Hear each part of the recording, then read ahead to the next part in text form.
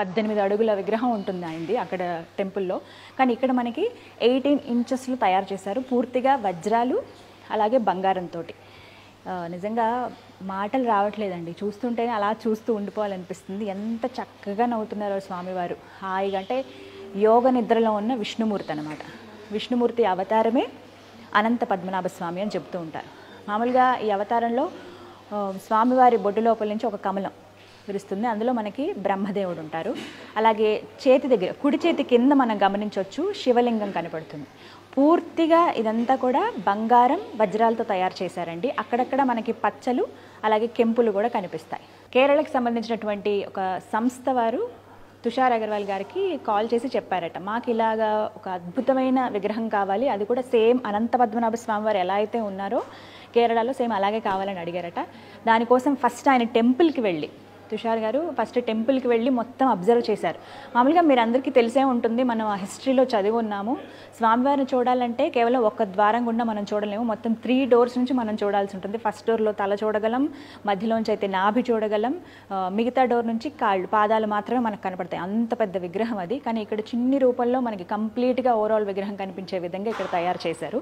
So దగ్గర దగ్గర ఒక 4-5 సార్లు వెళ్ళి అబ్జర్వ్ చేసి, బయట మనకి ఫొటోస్ ఏవైతే అక్కడ సేల్ చేస్తూ ఉంటారు కదా టెంపుల్ దగ్గర, అవి తీసుకుని చాలా నీట్గా డిఫైన్ ఎలా అయితే అక్కడ స్వామివారు ఉంటారో అదే విధంగా ఇక్కడండి ప్రతి ఒక్కటి కూడా పంచ దగ్గర ఉన్నటువంటివి న్యాచురల్గా కనపడే విధంగా, అలాగే చేతులు వేళ్ళు కావచ్చు, వేళ్ల దగ్గర ఇక్కడ గోర్ల దగ్గర కానీ ప్రతిదీ చాలా డీటెయిల్డ్గా చేశారనమాట. ఇందులో ప్రత్యేకించి బంగారం ఏదైతే ఉంటుందో ఆ కాయిన్ని, ఇందులో వాడినటువంటి బంగారం మొత్తంగా 2.8 కేజీల గోల్డ్ ఇందులో వాడారండి. ఈ గోల్డ్ అంతా కూడా ఏదైతే కాయిన్ రూపంలో ఉందో ఆ కాయిన్ని ఫస్ట్ తుషార్ గారు తీసుకువెళ్ళి స్వామివారి దగ్గర పూజ చేయించారట కేరళలో. అక్కడ పూజ చేయించి ఆ బంగారాన్ని తీసుకొచ్చి కరిగించి ఇలా విగ్రహం మాదిరిగా తయారు చేశారు.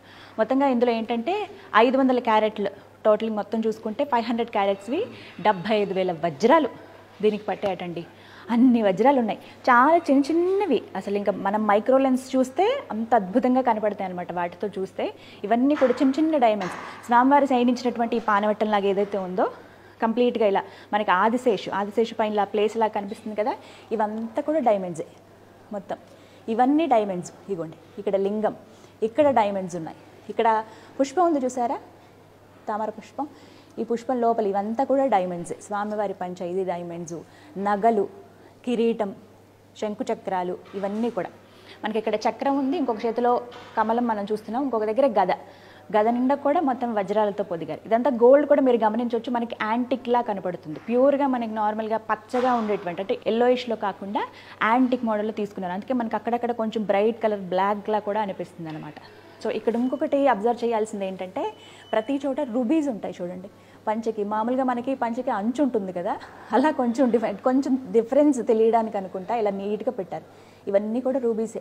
కాళ్ళకున్నవి, చేతులకి, ఇక ఉంగరాలు చూసారా, ఇవి కూడా చిన్న చిన్న డైమండ్స్. ఇక ప్రపంచంలోనే అంత చిన్న డైమండ్స్ ఇంకెక్కడా ఉండవు, అంత చిన్న డైమండ్స్ తీసుకొచ్చారనమాట.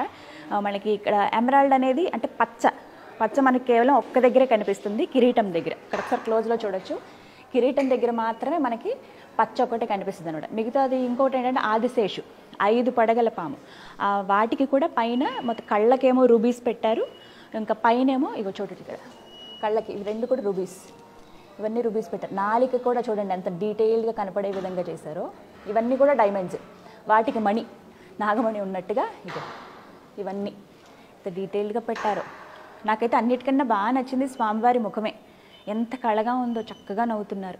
నామంలో కూడా చూడొచ్చు కెంపులు, మొత్తం అన్నీ కూడా రుబీసే ఉన్నాయి, మధ్యలో డైమండ్స్ తోటి ఇంత డీటెయిల్డ్గా పెట్టారనమాట.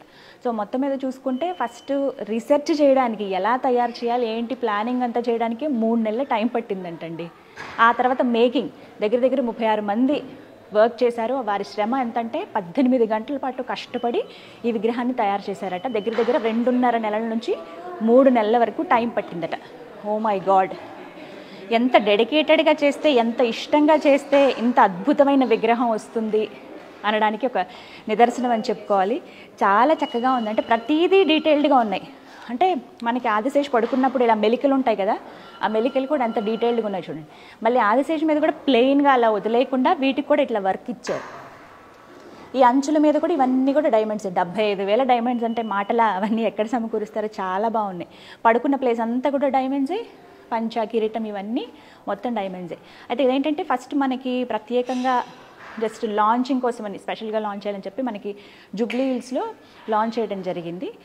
ఆ తర్వాత శివనారాయణ జ్యువెలర్స్ ఏదైతే అబిడ్స్లో మనకి స్టోర్ ఉందో ఇక్కడ ఎగ్జిబిట్ చేశారు. ఎవరన్నా వచ్చి చూసే విధంగా, తెలిసిన వాళ్ళు కావచ్చు, ఎవరైనా వచ్చి చూస్తే బాగుంటుంది అంటే మనం ఎంత ప్రీషియస్గా ఉన్నాయి ఇవి, మన సంపద కావచ్చు అంటే ఇంత మేకింగ్ అనేది ఫస్ట్ ఆఫ్ ఆల్ ఇంత చక్కగా ఆర్టిస్టిక్గా తయారు చేశారు కదా. జ్యువెలరీ అంటేనే చాలా క్రియేటివ్గా ఆలోచిస్తారు జ్యువెలరీస్ విషయంలో మనకు తెలుసు, కానీ ఒక జ్యువెలరీ మేకింగ్ సంస్థ ఇంత చక్కగా తయారు చేయడం అనేది చాలా గ్రేట్ అండి.